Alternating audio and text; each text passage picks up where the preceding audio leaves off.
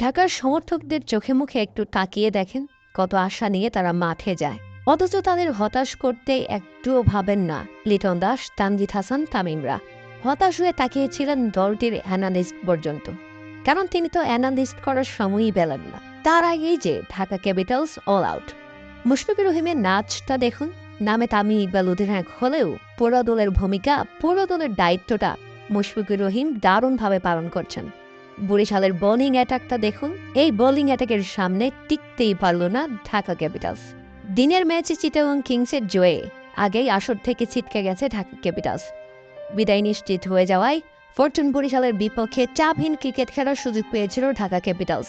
কিন্তু এমন ম্যাচে মোহাম্মদ নবী, তানভীর ইসলাম ও ফাহিম আশরাফের টুপের মুখে পড়ে ফরচুন বরিশাল এতটাই চাপ তৈরি করল যে মাত্র ৭৩ রানের মধ্যেই গুটিয়ে গেছে লিটন দাসরা।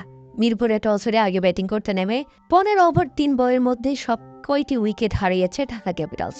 দলের হয়ে সর্বোচ্চ ১৫ রান আসে অধিনায়ক থিসারা পেরেরার ব্যাট থেকে।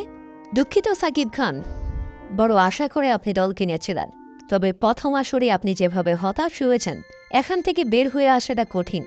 তবে আমরা জানি আপনি ফিরবেন, আপনার দল ফিরবে, আপনি আরো ভালো কিছু করবেন সামনে থেকে।